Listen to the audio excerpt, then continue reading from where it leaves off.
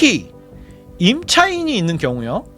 발표일 기준 오늘 발표했으니까 26년도 4월 1일 기준 유효하게 체결된 임대차 계약 종료일까지 만기 연장을 허용하고 임차인을 보호하되 무주택자가 이번에도 또 무주택자입니다 여러분들. 무주택자가 해당 주택을 매수할 경우에는 세입자 만기 때까지 허용한다. 이 내용이 또 나옵니다.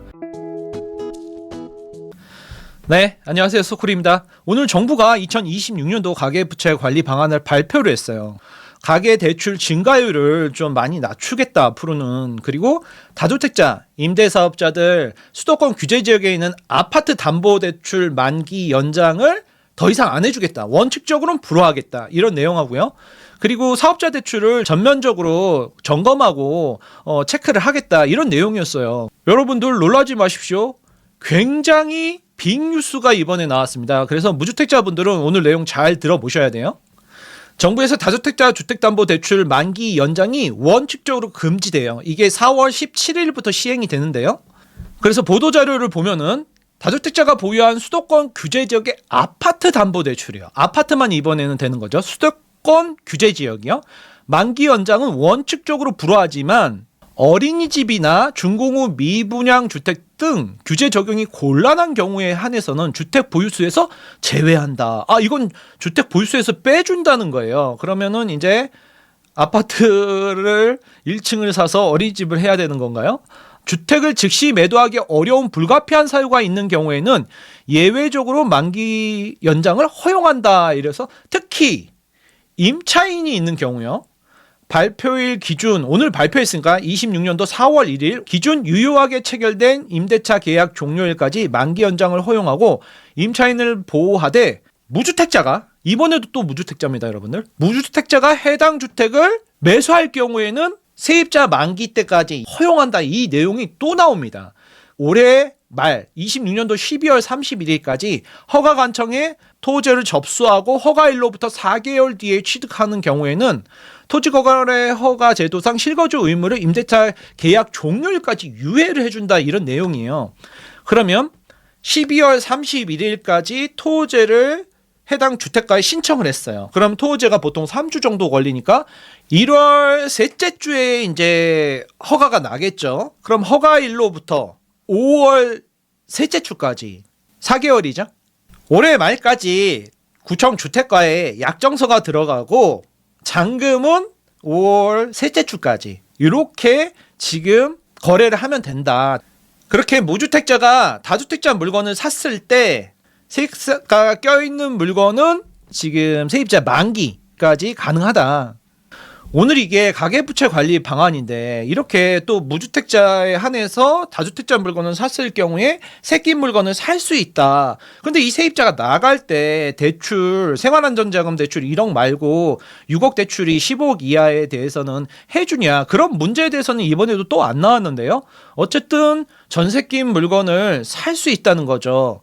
그럼 다른 말로 하면은 다주택자는 이번에 수도권 규제 지역에서 대출 규제가 강력하게 압박이 들어오고 반대로 무주택자는 새 끼고 매수가 가능해진 거죠. 토지 지역이라서 5월 9일 이후에는 다주택자 물건, 전세 낀 물건, 1주택자 물건이라도 전세 낀 물건을 팔거나 사거나 할 수가 없었단 말이죠. 근데 지금 4월 초인데 벌써 다주택자 물건을 무주택자가 살 경우에는 토지를 예외적으로 12월 말까지 한시적으로 유예해준다. 이런 이야기죠. 그럼 여러분들 이거는 지난 2월 12일 날 발표한 다주택자 양도세 중과 유예 종료 보완 대책하고 거의 비슷해요. 거의 내용이. 그럼 뭐가 다른지 한번 볼까요? 그때는 기준이 조정지역에 있는 주택 기준이었어요. 주택. 근데 이번에는 뭐가 달라요? 수도권 규제지역 소재의 아파트로 한정을 했어요. 그러니까 다주택자 아파트에 한해서 무주택자가 사면 된다. 그러니까 다주택자 중에서 특히 아파트를 갖고 있는 사람들을 팔아라. 빌라 다가구 이런 건 지금 거래가 거의 안 되고 가격이 지금 전세 사기 여파로 굉장히 안 좋은 분위기죠. 그런데 아파트는 가격이 많이 오르고 지금 많이 부족하니까 수도권 규제지역 소재의 아파트로서 이렇게 한정을 지었어요. 그리고 또 지난번과 다른 점이 뭘까요? 지난번에는 다주택자 양도세 중과 유예 종료 5월 9일까지 매매 계약을 체결하라고 그랬어요. 근데 12월 31일까지 지금 구청 주택과 토지에 허가 넣는 걸 그냥 기준으로 해버렸네요, 이번엔.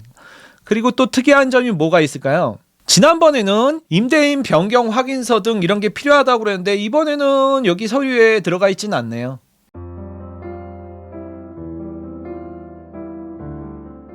첫 번째, 주택 매도인이 다주택자여야 돼요. 자, 2주택 이상이어야 되고요. 그리고 두 번째는 주택 매수인이 대출 신청일 기준 무주택자여야 되고요. 그리고 세 번째는 수도권 규제 지역 소재의 아파트여야 되고요. 네 번째는 12월 31일까지 매매 계약을 체결해야 돼요. 단 토호제 구역은 관할 지자체에 12월 30일까지 토호제가 신청이 접수가 돼야 되는 거예요. 그러니까 토호제 지역은 구청에 주택과의 허가 신청을 넣으면 되고요. 토호제 지역이 아닌 수도권 지역은 매매 계약을 체결하면 되는 거죠. 오늘 내용 한번 요약해 볼게요. 다주택자 입장에서 5월 9일까지 양도세 때문에 팔아야 됐잖아요. 근데 5월 9일 이후에 12월 31일까지 팔 수는 있다.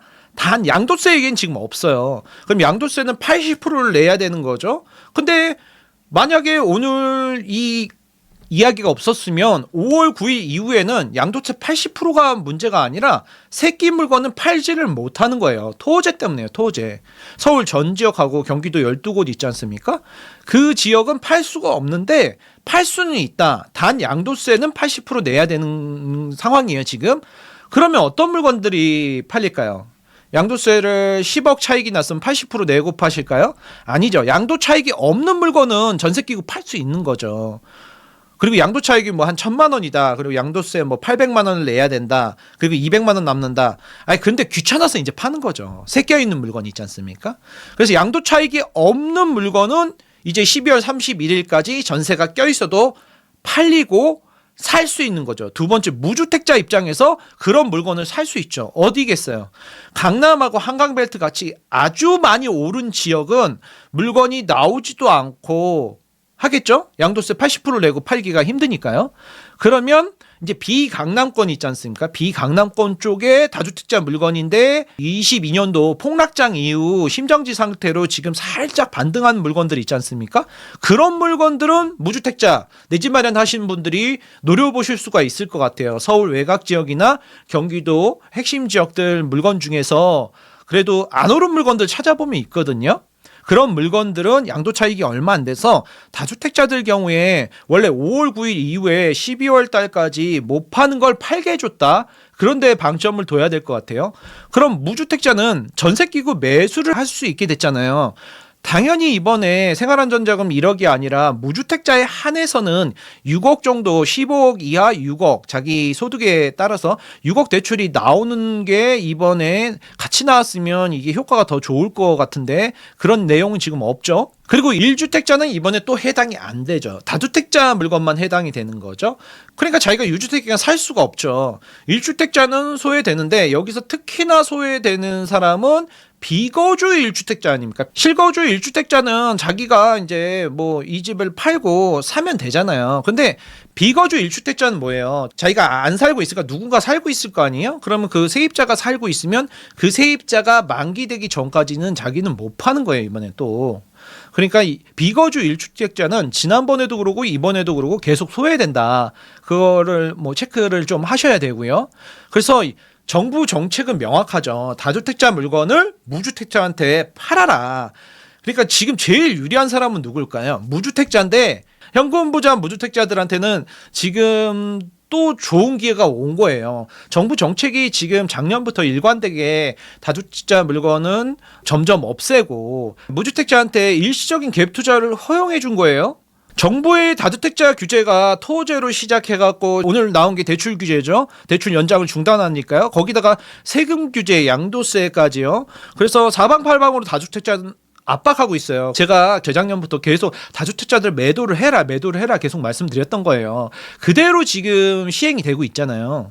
그리고 이렇게 되면은 전월세를 놓던 다주택자 물건들이 다 매매로 나와서 매매 가격은 안정이 되겠지만 전월세가 줄어들어갖고 지금 시장은 난리 북새통이에요. 1000세대, 2000세대 지금 아파트에 전세 물건이 한 개도 없고 이런 지금 심각한 상황이 됐는데 5월 9일까지 다주택자 입장에서는 그 전에 팔아야 양도세 중과가 유예되고 그 이후에는 양도세 중과가 계속 진행이 되니 팔 수가 없고 다만 다주택자 중에서 양도 차익이 얼마 없는 이제 귀찮아서 팔아버려야겠다 이런 분들만 이제 하반기 12월 말까지 이제 무주택자한테 물건을 팔 수는 있는 거죠. 그러니까 토호제가 기간 한정 해제가 된 거예요. 다주택자 물건을 무주택자한테 넘기어라 하는 정부의 일관된 정책 방향이 지금 계속해서 나오고 있는데 4월 초부터 이렇게 또 나오고 있는 거죠. 4월 중순, 4월 말 정도에 가서 이제 다주택자 물건이 다 잠기고 시장에 이제 전월세가 부족해서 폭등을 하고 그러면은 정부에서 또 어떤 대책을 나올지 정말 정부가 대책을 가지고서 지금 시장을 판단하고 있는지 지금 매매가만 안정시키고 전월세는 지금 거의 손을 놓고 있는데 앞으로 시장 향방이 굉장히 궁금해집니다. 내년에도 후년에도 신축 아파트 공급이 부족한 상황을 이 보릿고개를 정부에서는 어떻게든 막아내려고 지금 안간힘을 하고 있는 것 같습니다. 시장이 어지러울수록 여러분들은 내 집 마련은 현장의 상황을 팩트에 기반해서 판단하시고 좋은 선택을 하셨으면 좋겠습니다. 오늘 방송 여기까지 하겠습니다. 다음에 뵙죠.